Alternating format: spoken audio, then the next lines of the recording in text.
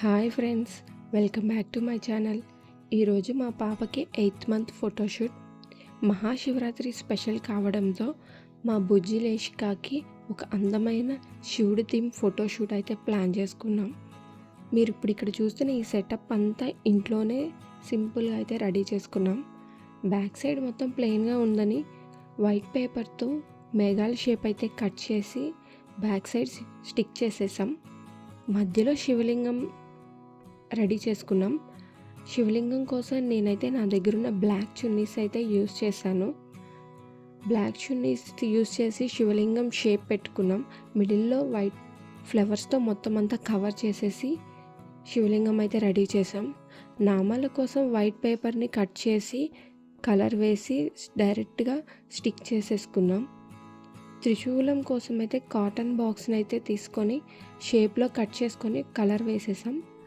డమరుకం కూడా same white paper తీసుకొని cut చేసాం. డమరుకానికి దాన్ని తీసుకెళ్ళి పెయింట్ వేసిన తర్వాత దాన్ని త్రిశూలానికి అయితే స్టిక్ చేసేసాం. అంతేకాకుండా ఐస్తో కూడా ఒక చిన్న శివలింగాన్ని అయితే రెడీ చేసుకున్నాం. అది ఈ సెటప్కి అయితే చాలా డిజైన్ అయితే లుక్ అనిపించింది. ఇలా అన్నీ చాలా సింపుల్గా రెడీ చేసుకున్నాం ఇంట్లోనే.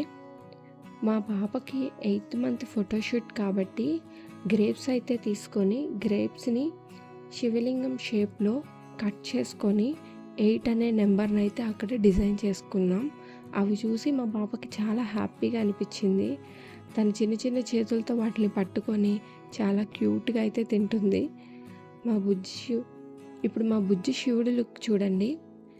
మేమైతే బొట్టు కోసం తిలకాన్ని అయితే యూజ్ చేసి నామాల షేప్ పెట్టి కన్ను అయితే మధ్యలో అయితే డిజైన్ చేసాం. చంద్రుడి కోసం పేపర్ని అయితే కట్ చేసి డైరెక్ట్ స్టిక్ చేసేసాను. డ్రెస్ కోసం మాత్రం నా దగ్గర ఉన్న స్కార్ఫ్ యూజ్ చేసి శివుడి స్టైల్లో రెడీ చేసుకున్నాం. రుద్రాక్ష మాలలన్నీ వేశాక ఒక చిన్న శివుడిలాగా కనిపించింది మా పాప. మీకు ఈ ఫోటోషూట్ ఎలా అనిపించింది? మా బుజ్జి శివుడి లుక్ అయితే నచ్చిందా? కామెంట్స్లో తప్పకుండా చెప్పండి. వీడియో నచ్చితే లైక్ చేయండి, మా ఛానల్ని సబ్స్క్రైబ్ చేసుకోండి. ఇలాంటి మరిన్ని క్యూట్ వీడియోస్ కోసం మా ఛానల్ని అయితే ఫాలో అవ్వండి. Thank you for watching.